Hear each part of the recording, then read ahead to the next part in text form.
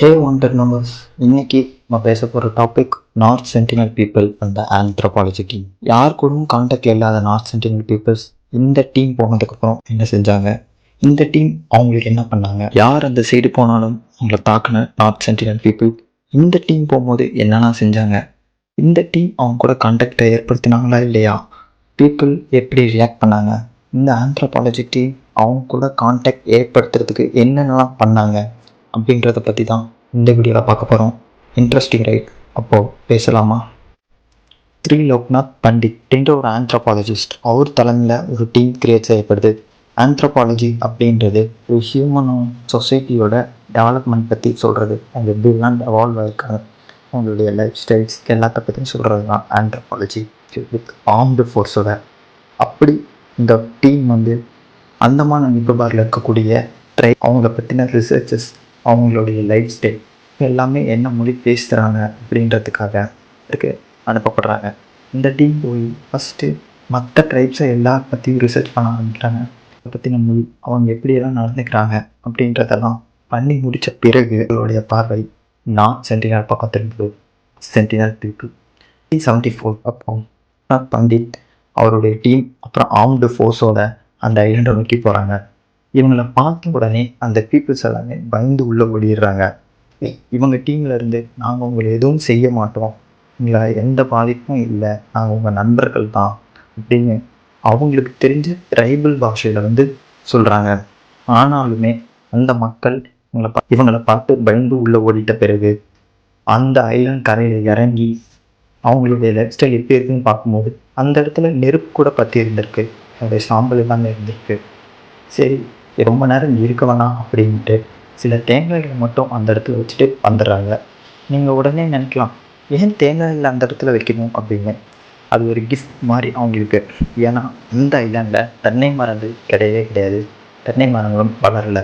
இது அவங்களுக்கு கரெக்டாக இருக்கும் அப்படின்னு சொல்லிட்டு தான் தேங்காயில் அந்த இடத்துல வச்சுட்டு வந்துடுறாங்க. நம்ம நிறைய பேர் இருக்கிறதுனால தான் அவங்க பார்த்து பயப்படுறாங்க அப்படின்ட்டு அவங்களுடைய டீமை கொஞ்சம் பேராக மாற்றுறாங்க. அதாவது ஆர்ம்டு ஃபோர்ஸ் கொஞ்சம் பேர் மட்டும் இந்த டைம் ஒரு கேமராவை எடுத்துகிட்டு போகிறாங்க. கேமராவை எடுத்துகிட்டு போகும்போது போன டைம் பயந்த பீப்புள் இந்த டைம் வில்லம்போடு பார்க்கறதுக்கு ரெடியாக இருக்காங்க. அதில் ஒருத்தர் மட்டும் கடலுக்குள்ளே கொஞ்சம் வந்து வில்லம்பை விட்டுருக்காரு. அதிலிருந்து வந்த அம்பு கேமராமேனோட காலில் வந்து குத்திருந்திருக்கு அப்படின்னு சொல்லிட்டு அவங்க அந்த இடத்த விட்டு கிளம்பிடுறாங்க. இவங்க கிட்ட நம்ம கான்டாக்டை ஏற்படுத்தணும் அப்படின்னா நம்ம மற்ற டைப்ஸ் கூட பண்ணாத இவங்க கூடயும் பண்ணணும் அப்படின்னு பார்க்குறாங்க. என்ன அப்படின்னா பொருட்கள் கொடுக்கறது. அந்த போட்டில் அந்த ஐலாண்டை சுற்றி சுற்றி போகும்போது எங்கெல்லாம் பீப்புள் இல்லாமல் இருக்காங்களோ அந்த இடத்துல கிஃப்ட் கொடுக்க ஆரம்பிக்கிறாங்க. ஃபஸ்ட்டு அவங்க கொடுத்த கிஃப்ட் ஒரு உயிரோடு இருக்கக்கூடிய பன்றியையும் ஒரு பொம்மையையும் பாத்திரங்கள் அதோடு சேர்த்து கொஞ்சம் தேங்காய்களையும் கொடுக்குறாங்க. சரி, இவங்க என்ன பண்ணுறாங்க இந்த கிஃப்டை அப்படின்னு பார்க்கறதுக்காக அவங்களுடைய போட்டை கொஞ்சம் தூரத்தில் தள்ளி நின்று இவங்க என்ன பண்ணுறாங்கன்னு பார்க்குறாங்க. அப்போது அவங்க அந்த பன்றியை கொன்று அதே இடத்துல பதிச்சிடறாங்க அந்த பொம்மையோடு சேர்த்து. ஆனால் அந்த தேங்காய்களையும் அந்த பாத்திரங்களையும் அவங்க எடுத்துகிட்டு போயிடுறாங்க. இதே மாதிரி அவங்கள பார்க்குற இடத்துலலாம் கிஃப்ட்ஸ் கொடுக்க ஆரம்பிக்கிறாங்க. இதே மாதிரி அவங்க இல்லாத இடத்துலலாம் கொண்டு போய் தேங்காய்கள் வைக்க ஆரம்பிக்கிறாங்க. அவங்க அதை ஏற்றுக்கிறாங்க.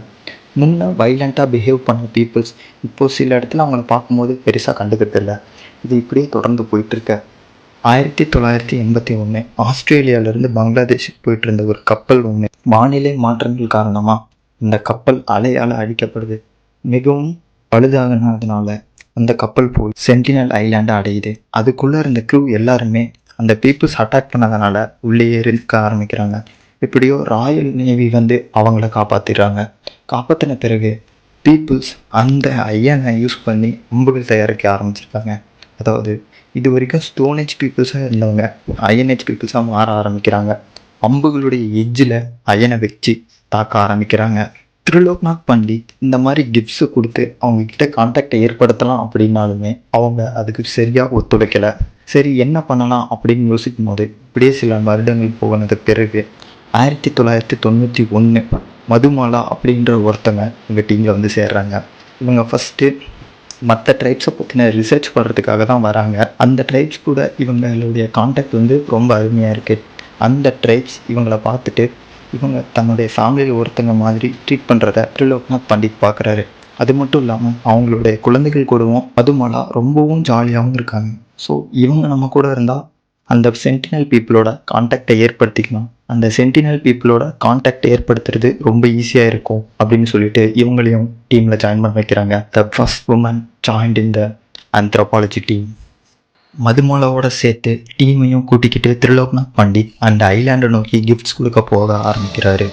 அப்படி கொடுக்கும்போது முதல் நாள் தேங்காய்களை கொண்டு வந்தது எல்லாத்தையுமே அந்த ஆற்றுலேயே கொடுக்குறாங்க. பீப்புள்ஸும் அதை அப்படியே வாங்கிக்கிட்டாங்க.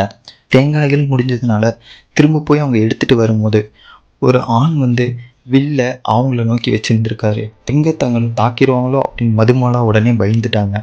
ஆனால் அந்த ட்ரைப்ல இருந்த ஒரு பெண் பிடிச்சி நீ அவங்கள தாக்காத அப்படின்ற மாதிரி சொன்னதாகவும் அவர் உடனே தன்னுடைய அம்பு கீழே போட்டதாகவும் சொல்லப்படுது. மதுமாலா, பண்டிட் அப்புறம் அவங்களுடைய டீம் மெம்பர்ஸ் எல்லாருமே கடலில் இறங்கி அவங்களுக்கு தேங்காய்களை கொடுக்க ஆரம்பிச்சிருக்காங்க.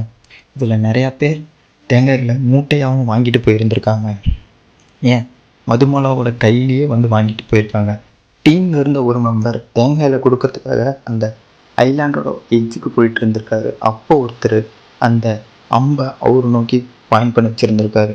உடனே அவர் பின்னாடி வந்துட்டார். அவரும் அவருடைய அம்பை கீழே இறக்கிட்டாரு. அவங்களுடைய ஐலாண்டுக்குள்ளே வரக்கூடாதுன்றதில் அவங்க ரொம்ப தெளிவாக இருக்காங்க. இந்த கிஃப்ட் கொடுக்கறது அப்படியே கொஞ்ச நாள் தொடர ஆரம்பிக்குது. 1992 திரிலோக்நாத் பண்டிட் அவர் ரிட்டையர்ட் ஆகிடுறாரு. அந்த பீப்புள்ஸ் அதுக்கப்புறம் ரொம்ப வயலண்ட்டாக பிஹேவ் பண்ண ஆரம்பிச்சிருக்காங்க. ஸோ 1997 அவங்களோட கான்டாக்டே கம்ப்ளீட்டாக ஸ்டாப் பண்ணிடுறாங்க.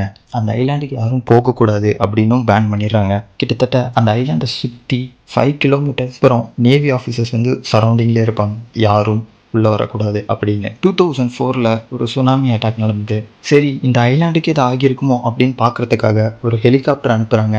அந்த ஹெலிகாப்டரையும் அந்த பீப்புள்ஸ் வில்லம்பால் அட்டாக் பண்ணி இருந்திருக்காங்க. சரி, இவங்களுக்கு எதுவும் ஆகலை, அந்த ஹெலிகாப்டரும் அங்கேருந்து கிளம்பிருச்சு.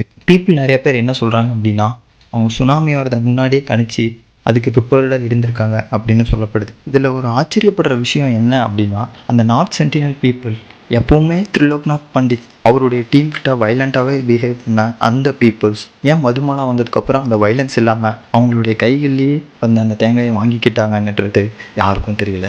2018 ஜான் ஆலன் சோ அப்படின்னு சொல்லக்கூடிய ஒரு ஃபாரினர் அந்த ஐலாண்டுக்கு போகணும் அப்படின்னு ஆசைப்படுறாரு. அவர் ஏன் அந்த ஐலாண்டுக்கு போனார், அந்த ஐலாண்டுக்கு போனதுக்கப்புறம் அங்கெல்லாம் என்ன நடந்தது, அந்த பீப்புள் அவரை என்ன பண்ணாங்க அப்படின்றத பார்ட் 3 பார்க்கலாம்.